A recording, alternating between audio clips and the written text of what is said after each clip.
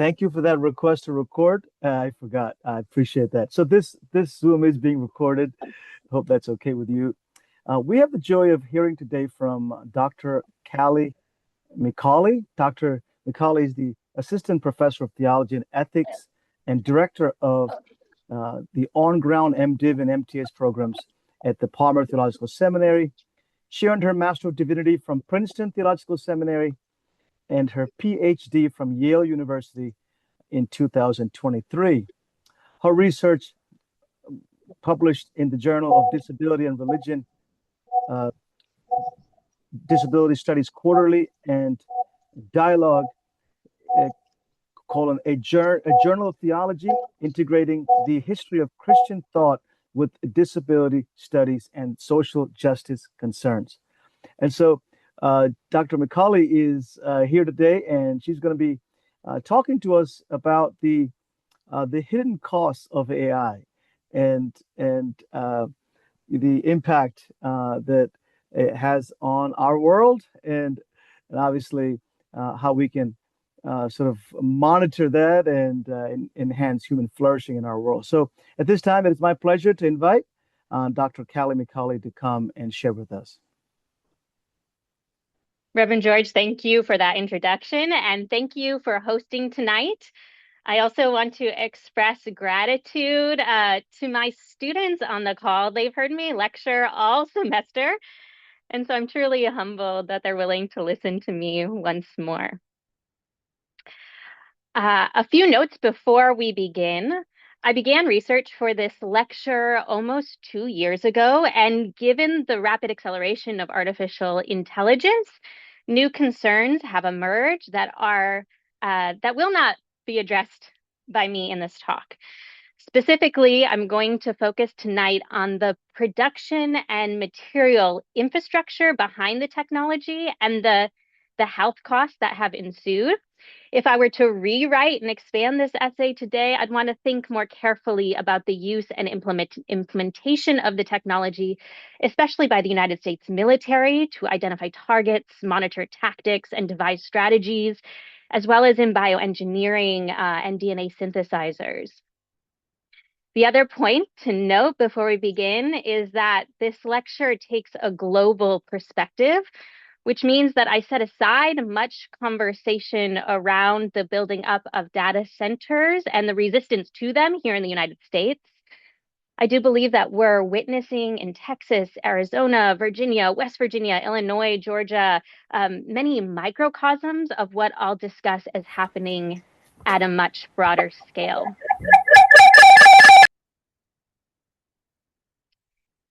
So with that, I'm going to share my screen. Please get comfortable and save your questions for the end.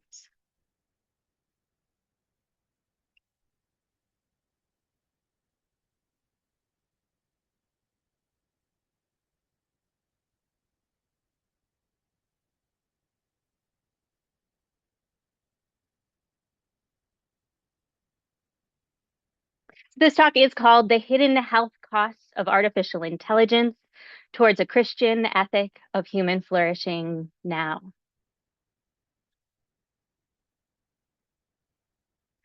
In 2021, journalist Karen Howe interviewed Oscarina Veronica Fuentes Anaya, a Venezuelan woman who began completing data annotation tasks for Appen as a college student. When inflation spiked in Venezuela and the job market collapsed, she fled to Colombia, and her precarious side hustle became her only means of survival. Making pennies per task, which ranged from labeling images to conducting content moderation, Oscarina's ability to generate even a meager income required constant attentiveness to the platform.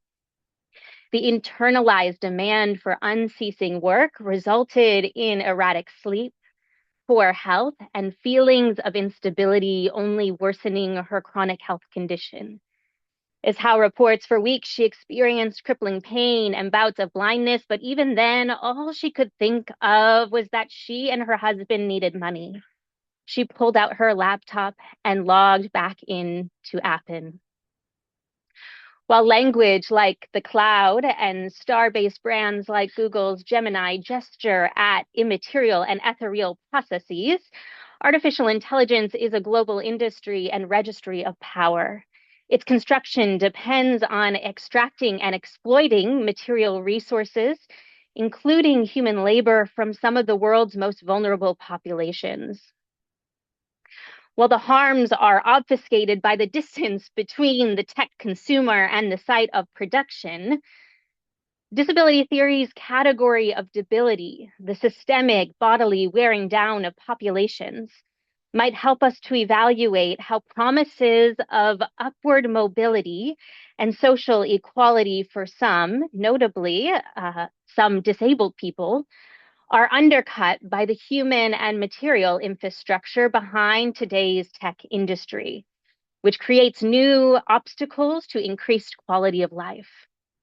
In other words, optimism about the benefits of artificial intelligence for some obscures how its material development debilitates individuals and communities, geographically displacing bodily health and function. But I think an understanding of human function rooted in grace can help Christians approach this tension. While a person's worth is not contingent on their function because of God's divine gifts and our share in Christ's own life, Christians ought to concern themselves with establishing the material conditions necessary for the widest range of what individuals globally can do and be. This requires Christians to not only engage with artificial intelligence, but also to advocate for supply chain transparency and the redistribution of its resources. The solution will surprise theologians, especially since they hesitate to place value on function. But by relativizing intraworldly dependence and contesting exploitative practices, we can empower communities to flourish in their being, not as productive units of capital or as means to health elsewhere, but as recipients of God's own life-giving power now. Industry leaders tout artificial intelligence as a technological boon for all people, but especially for disabled people, offering advancements like augmented smart wheelchairs, image to text translation for visually impaired people, and remote work opportunities. But its production simultaneously debilitates other vulnerable populations. Indeed, AI-powered products, such as Acertix and Skip's robotic pants, promise to increase stamina and reduce pain for those with mobility challenges. Yet this tech optimism conceals a more troubling reality. The very production of artificial intelligence and its consumer products appears to require accepting the necessary psychological, environmental, and physical effects borne by actual human beings as the human cost of keeping up with rapid progress. This technology is already being used to regulate and redefine workplaces. From McDonald's to Amazon to hospitals, workers experience the effects of algorithms trained to maximize efficiency. When you receive same-day delivery, the physical and psychological implications of warehouse picking rates remain hidden from view. After visiting a fulfillment center in Robbinsville, New Jersey, Kate Crawford notes that many of the workers are wearing some kind of support bandage, knee braces, elbow bandages, and wrist guards.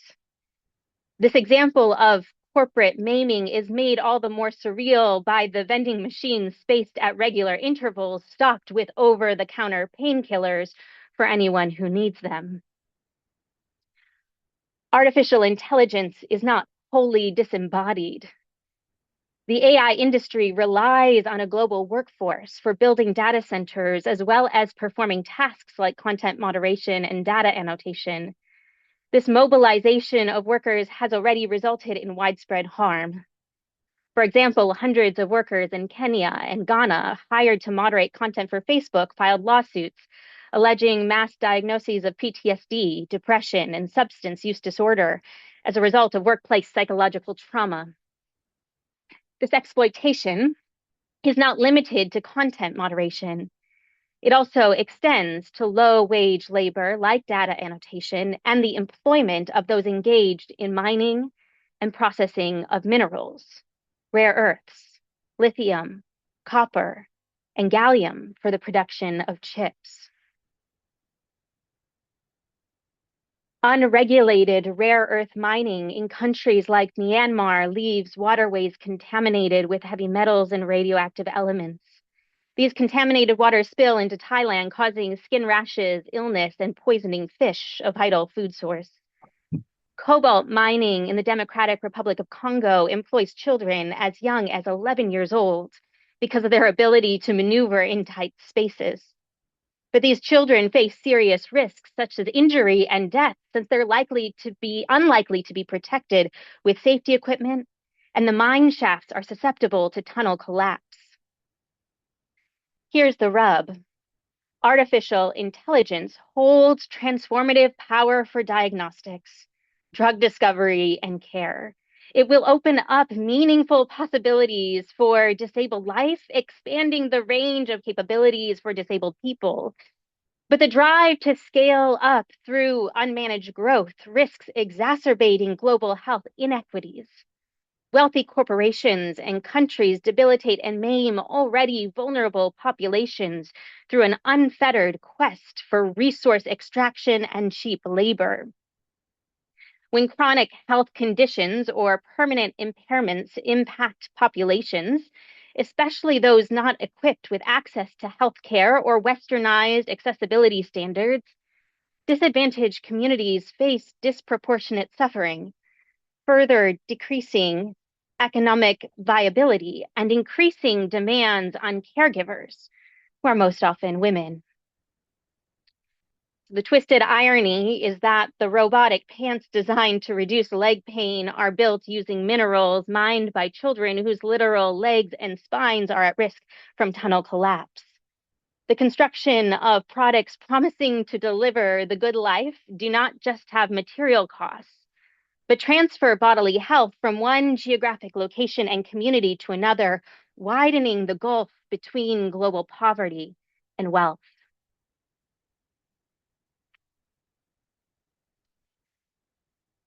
In her award-winning book, Frontiers of Justice, Martha Nussbaum argues for a set of basic entitlements or capabilities for all citizens, like bodily health, but also being able to have attachments to things and people outside ourselves. While Nussbaum includes practical reason and play among the functional capabilities, she explains that as long as multiple capabilities are not irrevocably cut off, society should create the material conditions for each individual to realize a minimum or threshold level in core areas of human function. Capabilities also include the use of one's senses and the ability to avoid unnecessary pain. The failure of a society to secure such possibility, she says, is an affront to human dignity and a particularly grave violation of basic justice. Theologians, especially Protestant theologians, as I've mentioned, hesitate to place value on function. They're worried about slipping into a kind of works righteousness. But for me, the crucial distinction pertains to the value of function with respect to grace. While receipt of grace in no way depends on function because of God's divine gifts and our share in Christ's own life, Christians should concern themselves all the more with establishing the material conditions that would empower the widest range of what individuals can do and be. In fact, by turning to foundational Christian claims, one's dependence on God, and the non-productive character of the receipt of grace, we might find resources both to contest the reduction of human value to capitalist contribution and return the emphasis to the importance of establishing the material conditions for growth towards health and wholeness. For example, the Protestant tradition typically suggests that individual contribution impedes growth in righteousness. One's own actions tend to get in the way of the very thing one is called by God to be and to do. In The Bondage of the Will, Luther uses a parental metaphor to make this point. He describes God as a teasing parent, bidding one to come do a task that the parent already knows is an impossibility for the child. Luther says that the parent calls for one purpose only, that it may plainly appear to the children how unable they are to do it, and that they may call for the aid of the parent's hand. Confirmation of one's ignorance, impotence, and helplessness, however, does not undermine one's worth. Instead, value is located in God's desire for relationship with the individual, and especially what Christ does in one's stead. So, in his treatise on the freedom of the Christian, Luther explains that Christians are justified through faith, not because of anything one does or because any part of the person is salvageable. Rather, a person is joined to Christ, or as another favorite theologian of mine, Friedrich Schleiermacher, puts it, individuals are indeed originally laid hold of by Christ. Then Luther says Christ steps in on one's behalf, clothes the individual in his own righteousness, and imparts all of his qualities so that Christ's dignity just becomes one's own. Here, human value comes apart from contribution, since one must rely on Christ for fulfillment. The Protestant tradition's emphasis on incapacity and one's need for help coheres with the location of value in longing and relationship, especially being cared for, needed, and called beloved. In the Catholic tradition, the link between personhood and contribution comes apart because satisfying one's own natural desire, not service to others, is the individual's ultimate end. As Thomas Aquinas argues, human creatures are special because they fill this end through a natural aptitude for knowing and loving God. Even though human creatures are like God insofar as they're the principles of their own actions, they cannot satisfy their natural desire on their own. He writes, now human nature stands in need of the gratuitous will of God in order to be lifted up to God, since this is above its natural capability. Indeed, reliance on one's own natural capability is insufficient for personal satisfaction. Individuals require the impartation of supernatural gifts and infused virtues. They require a helping hand. Receipt of these gifts then allows for development beyond human operations, such as growth in virtue, perfection, and felicity towards love of God. In contrast to an emphasis on independence and self-sufficiency, Thomas argues that the infused theological virtues, faith, hope, and charity, confer a mode of attachment to God. This attachment then informs one's own free activity, and especially how one relates with others. But it doesn't necessarily result in anything like what we ordinarily think of as productivity. For instance, charity attains God, fulfilling desire, by uniting one to God as the object of one's love. Going beyond mere attraction, God shares God's own life with the individual, filling the individual with God's own love and happiness. Indeed, God supplies the individual with all that one needs and more for development and growth towards happiness and satisfaction. Because our ultimate end is supernatural and thus non-productive in a market sense, alarm bells ought to ring for Christians when faced with any system that reduces us to productive units. Thomas goes on to explain how the love of charity and the personal satisfaction that it attains extends to our neighbor in one and the same act.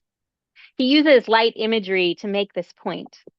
Like a light that illuminates the brilliant color of an object, one's attachment and orientation to God magnifies and enlivens relationship with others.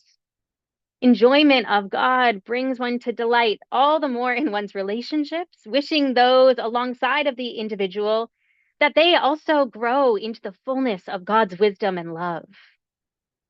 Catherine Tanner develops this same idea to make sense of one's call to action in the face of injustice, isolation, and pain, saying if something hinders enjoyment, For example, someone is in pain, it would be better for all concerned to remedy that. A genuine community of enjoyment is set up in virtue of the particular character of what externally mediates it.